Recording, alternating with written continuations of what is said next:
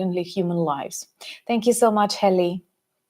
And I remember that when we filmed the documentary that I remind you from time to time about, Big Russian Lies, we spoke about Russian culture as an instrument of propaganda. I know many people hate the idea of like canceling Russian culture because it's bad, but I love that this documentary was focused not on canceling, but on explaining how Russia uses its culture, its literature, films, and sportsmen, and anything they can to spread Russian narratives. And one of the very crazy examples is that first, after the destruction of Aleppo, Russia sent an orchestra to play some pieces on these ruins of Aleppo. And then the very same orchestra played on the ruins of the Mariupol Drama Theater. Tell me it's not insane. Tell me it's not like a performance from hell. And I think that it's extremely important to understand that they keep repeating it in different parts of the world. And the easiest way to avoid it all is to defeat Putin, to defeat millions of those who support him, and to have a very serious and very difficult work with their population, because like they will remain on this planet. Thank you so much, Martin, Cynthia, for coffees and your support. So this is crazy, and the more you think about, the more you realize that if we want to achieve peace and security, lasting peace and security, we need to defeat Russia. No frozen conflicts. Today, I have seen a very beautiful meme in Ukrainian. I did not share it, but is like the only way to freeze this conflict effectively is to freeze Putin. And there was a photo of him like in an ice cube. Well, that's the only kind of a frozen conflict that I accept as a Ukrainian. Also, many of you, yes, Mali is a country where actually my parents worked as doctors. In Soviet times, you know that Soviet Union was sending people to spread the influence. My parents were dentists. They were not ideological workers, but it was a part of this general ideology of Soviet Union. And that's why I always follow the news from Mali very attentively. Iman, greetings to you. Happy to see you. And actually, right now, I definitely observe very attentively what is happening in Syria. I don't know much about Syrian rebels, but I know a lot about Assad and the fact that he escaped to Moscow and is now hiding somewhere near the Kremlin in the hotel with his family, begging for the support of the Kremlin goblin. But unfortunately, right now, like actually fortunately, you mean I'm being sarcastic, right now Putin does not have money and does not have power to back him up. And this may actually lead to the collapse of many other plans. Greetings to Istanbul.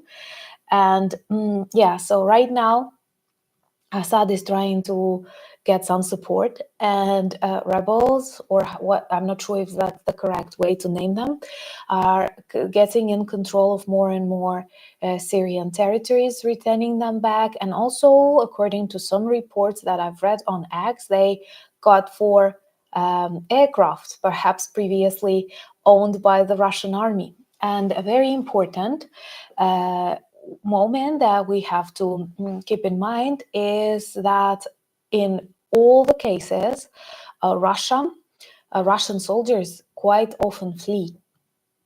This is what we saw in Kursk. Literally, lots of them were escaping. And the ones that Putin believed were the strongest, they loved frightening people with Kadyrov Chechen soldiers. They were actually the first ones to escape. And right now, we can definitely see that they escape really quickly from Syria. They leave the bases, they leave the ammunition, and it is what Russia in reality is. One of the things that I often feel as a mission, and many of you ask me, many of you optimists ask me whether I will vlog after the end of war and Ukrainian victory. Right now, as my mission, I feel the need to explain this part of the world that is not just like limited to Ukraine, but I believe that many of wrong decisions are made by people who still see Russia as a big, dangerous bear, as a rich country, as strong people, when in reality, these are very weak, very suppressed and traumatized people.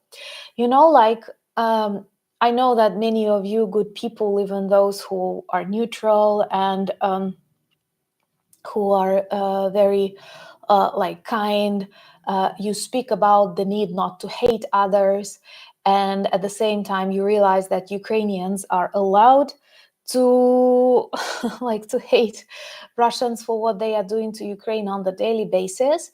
But when I try to, let's say, alienate myself and to become like a neutral observer, which of course is difficult, and I'm not sure is possible 100%. But even then, when I look at this Russian population that I will not call society, I realize they are deeply traumatized by centuries of suppression. They have never tried anything like democracy. They don't have a civil society. They do not unite in groups. You know, when Russia comes, the first thing they do, they forbid people uniting, even if it is a bicycle club or just like, I don't know, people taking care of their yard. This is why they are so much afraid of people uniting in Georgia. And they try to fight against that. So Russia is desperately afraid of the independence of people, and their society has never tried it. All they know is the strong Tsar hand, and that is why they are not strong, really. They are not the one that can change the course of anything, that can be truly dangerous. They have a group of crazy people, all dictators who don't want to leave their position, who realize that with this collapsing economy, totally poor yards, uneducated people, territories that they will never make look normal, they need an explanation for all this BS. And what they find enemies everywhere, on the moon, in the west, in the south. What makes it pathetic that all of their children like live there? And you know, one of the best explanations that I have found why you should not be afraid to be nuked by Putin is that like all of the children of his friends oligarchs, all of his children, they live in the West, they live on the streets next to you. So definitely Putin is not going to nuke the cities where his children or grandchildren live. So please don't forget about that too. Thank you so much, Trev and Martin, for coffees, and thank you for joining as patrons. And do remember to support our NAFO campaign. Soon we will report from very, very honored for our community whenever I'm there. And I always know that it's not me, it's not like just the people who did an amazing job, but it's thousands of you who support Ukraine, understanding that Russians' actions everywhere in the world should definitely be defeated. So right now, like, you know, unfortunately, Russian propaganda machine works very well. Even if you look on YouTube, you will find lots of Russian or pro-Russian vloggers who have millions of subscribers. But we already have 250,000 and all natural and not on Russian propaganda. But anyway, they are working hard to distort their reality and to keep you believing. I mean, not you, you're smart people, but I mean those who did not pay much attention to this part of the world, to keep believing that Russia is strong and invincible, when we literally see that a big part of it is on fire. Also, for decades, Russia inherited from the Soviet Union the so-called zone of influence, something that I totally detest, because like if you are an independent country, even a small country, and I know there are more people, more viewers from smaller countries, you understand that like you have your culture, you have your people, you have your lifestyle, and we have international laws and agreements that long ago, after the Second World War, identified the borders of the states, and we need to respect them. Because once again, if we will keep looking at like literally every country can find some problems in the past and start like rebuilding, moving borders. And what we will have, just like a global war, an intergalaxy war. So obviously at the certain period of time we've agreed on the borders that we will respect, and this is what helped us survive for decades. And see this Russia style, Soviet Union style, China style countries, they speak about their zones of influence. And I hate it.